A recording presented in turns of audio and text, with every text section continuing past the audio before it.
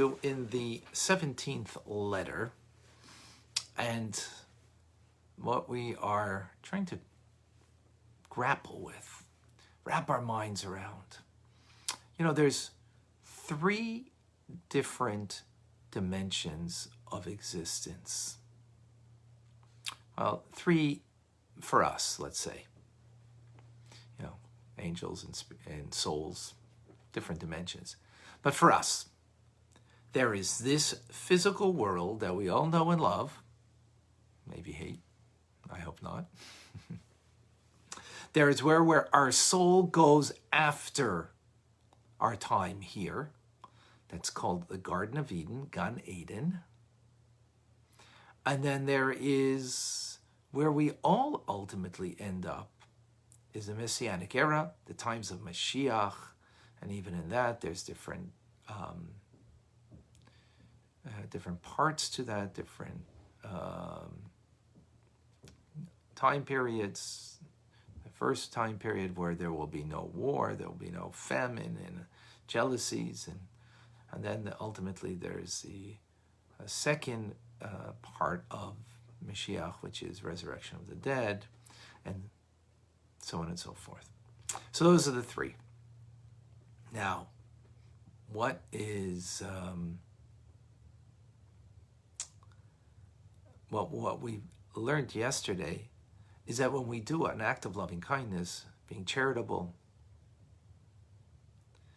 we arouse God's compassion from above. It's just we've expressed compassion down here. And then that creates a divine light that comes into this world in a manner of bearing fruit. In other words, we do something, it bears fruit. We do a mitzvah, it bears fruit. What is the fruit? The light of God that it creates. That light of God, the fruit of it is in this world that will give us family life, will give us health and material abundance. The fruit will also bear for our soul in the time in Gan Eden, the Garden of Eden, as we'll elaborate shortly on that. But the principle will remain. In other words, the connection that we have to God, the experience that we have to doing a mitzvah today is not complete. We only bear its fruits. The principle will be ultimately, truly experienced in time to come. Even in Gan Eden, even when our soul leaves this world, all the good that we do will only bear the fruit. We'll only have pleasure from the fruit that it bears, as opposed to the principle, right? So, let's understand this idea more profoundly, because it is actually quite a profound idea, and there's so many ramifications to it. Now, this has nothing to do with the fact that when you do a mitzvah in this world,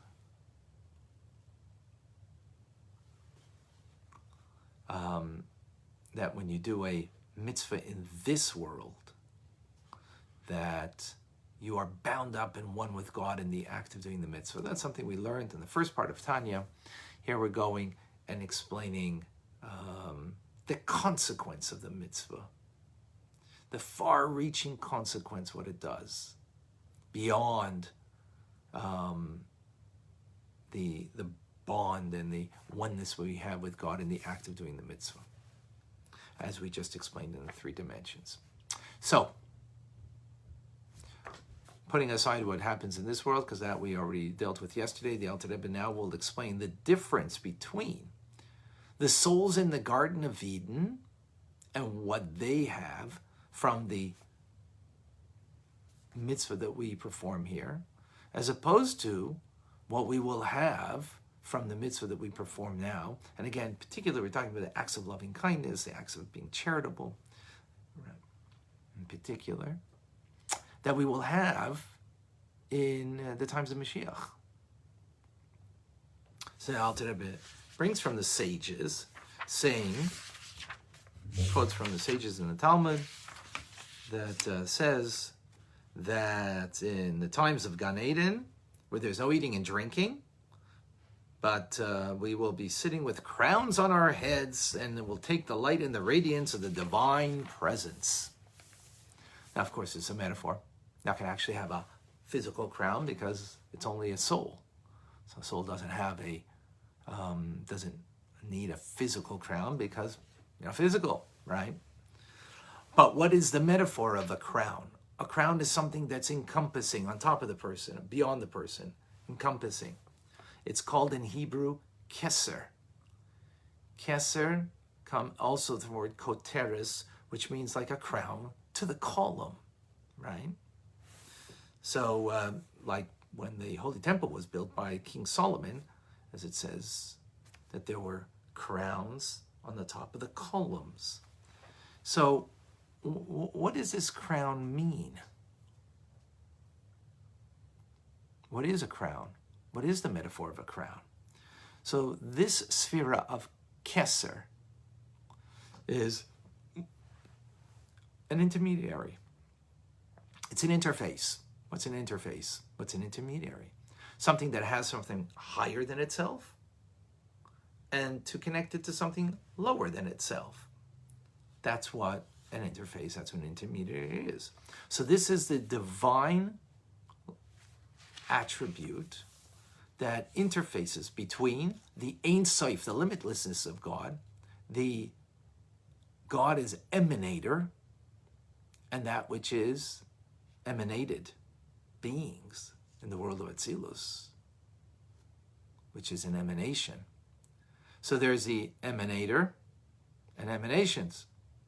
And to get from the emanator, which is the Ein Sof, the infinite of God, to emanation, which is beings that are finite, how do you get from the infinite to the finite? Now, if God, of course, is omnipotent, he can do whatever he wants. But he does it through a process called keser, the intermediary, the crown. Just like the crown, think about it, the crown of a column is right what connects the roof, that holds it up and connects it to the bottom, that, it should, through the bottom that stays sturdy, right? So it's a connector. Connector needs, in this idea of that which is beyond it to that which is below it. So, for example, a king wears a crown. Why does a king wear a crown? You know why? This is a Jewish idea, of course. They take everything from us, right? Because the crown is beyond the king. That connects the king to a level of the divine that is beyond, and then connects it to the finite ruler, the king.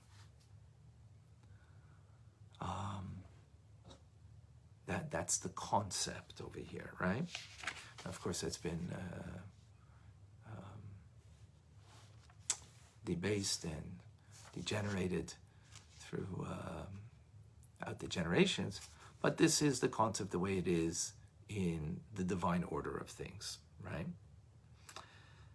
This radiation of the divine, Ein Sof, the limitlessness of God, that is through the crown, right, meaning the level of the divine called keser, will be completely revealed in the times of Moshiach. As the crown is something that is encompassing the person, beyond the person, encompassing. This encompassing light of God, infinite light of God, will be revealed not to the souls in the Garden of Eden,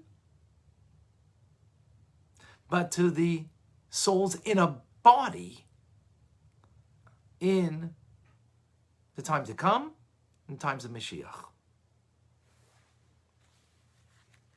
Now, what will be revealed to souls in Gan Eden is divine wisdom.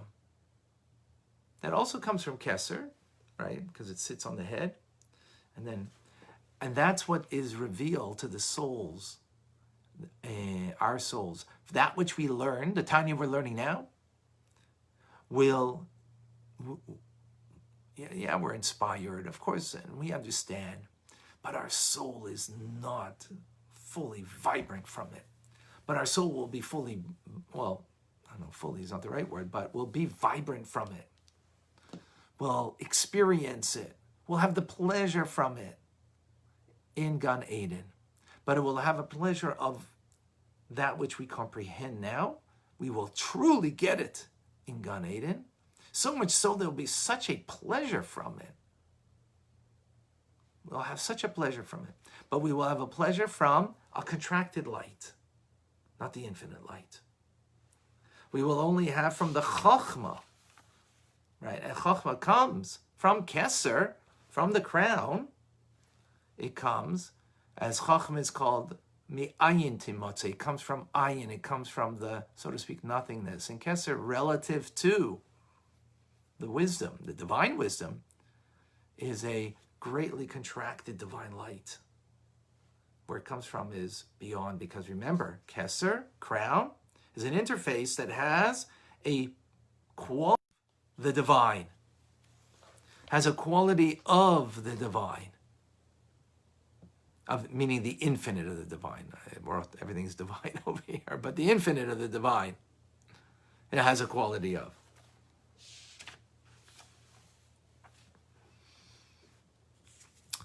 Okay. So we have something paradoxical over here.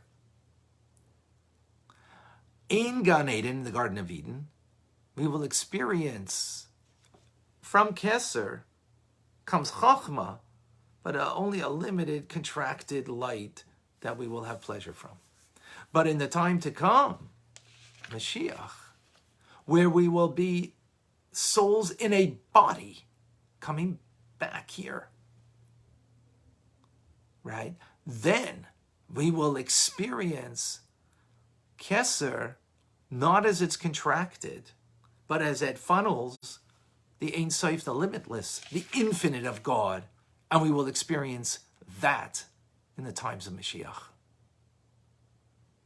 Ooh. So the obvious question is, how so? It would seem intuitively that our soul is more of a vessel for the infinite, because it's a soul, than a body that has in it a soul. Because the body is finite and has its limitations.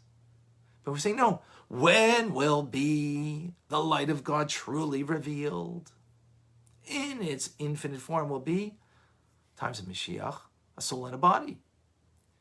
But when our soul is in Gan Eden after this world, after 120 years of serving God in this world, we will experience God, but a contracted, limited light. And we'll have great pleasure from it. Absolutely. We don't have that now in this world. We don't have that. So how do we understand it? It seems to be counterintuitive. So the Alter Rebbe quotes from Sefer Yetzirah, from the Arizal, that their beginning, meaning the loftiest initial level, the beginning, is wedged in the end. What does that mean? What's the beginning? The beginning is that which transcends, utterly transcends involvement. The beginning of the divine utterly transcends being involved in this world. It's a level of divine that is way beyond this world, right? The infinite. And where is it wedged? In the end. Where's the end? What's the end? What does it mean, end? Well, in space, where is the end? This physical world. There's other levels of creation. They're spiritual. The end is this physical world. In time, where is the end? Mashiach. The Messianic era. That's the end. So the beginning, meaning the highest, loftiest, transcendent levels of the divine, the Ein Sof, which Keser is the intermediary to be able to funnel that in.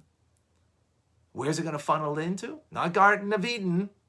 in its full capacity of encompassing light, but at the end, this physical world, meaning a soul and a body, and in this physical world, soul and a body, at the end of time, Moshiach. That's the beginning is wedged in the end. It's also the idea, the similar concept, as the final deed, meaning the last stage of creation of the physical world, was the first thought. It's like when you build a home, right? You build a home. What happens when you build a home? In your mind, you have a thought, the original thought. It's a complete home. It's not like half a home, 3/4 of a home, 4/5 of a home. In your mind, you have the vision of it complete. Every room, you have it in your head how you want it, right? Well, to get there, there's a lot of stages. You got to get your architect, you got to get your contractor, you've got to get the workers, and da-da-da-da, and so on and so forth. And there are all the stages so you finally get there. But what was the original thought, right? Is what the final deed is. So that God's original thought in creation is not Garden of Eden. That's a spiritual realm. But it's this physical world. And in this physical world, in space, it's the end of time. Moshiach, that's his ultimate. So, what do we have? A phenomenal idea over here. Ultimately, the purpose is a soul and a body. Not, do everything in this world so you can get a good place in the next world. Because the next world, so to speak, is after 120 in the Garden of Eden. No. Where it's going to be ultimately is back to this world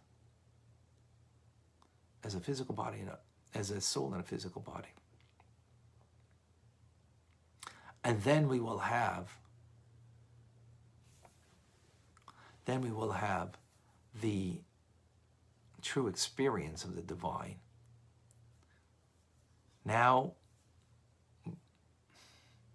we're too physical. We're not refined enough. That's why also, for those, coming back, they went through a refinement of the soul. After we leave this world, we go through a refinement. That's why we have people say Kaddish for those who leave this world. We have people do good deeds for the people that pass on, so there can be a refinement to the soul. And ultimately,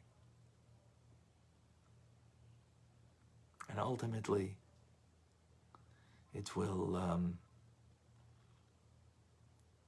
bring to the final redemption of Moshiach. Bring to the final redemption. That's what we need to recognize, is that in this world, we can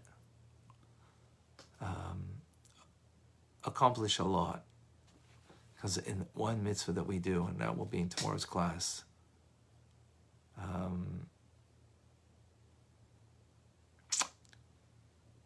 that's what we need to do in this world. The mitzvahs that we do, it not only makes a dwelling place for God now, but an ultimate dwelling place for God in this world will ultimately be revealed in times of Moshiach. So, as we are before Rosh Hashanah, what a time to engage in more mitzvahs.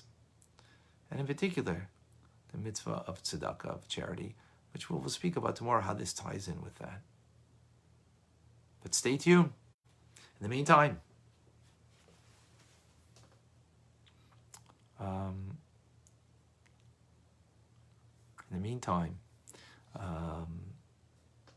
sharing is caring.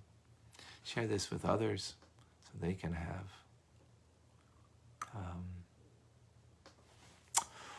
Today's learning is in honor of Sarah Malka. Today is her Jewish birthday. Wow, beautiful. Sarah Malka has been learning Tanya with me for a long time, and this is amazing, beautiful. And Sarah Malka, I don't know if you recognize, but today, 25th of Elul, is the first day of creation. Rosh Hashanah is celebrated on the 6th day, when Adam was created, Adam and Eve. But the first day of creation is today.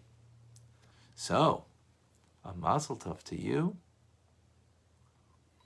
May Hashem grant you bis 120 till 120, that you should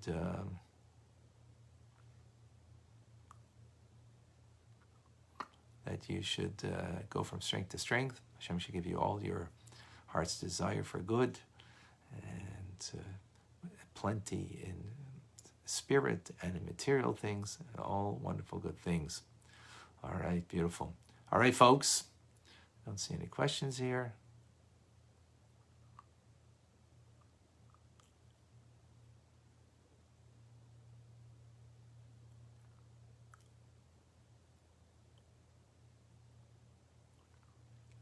This is what the world needs.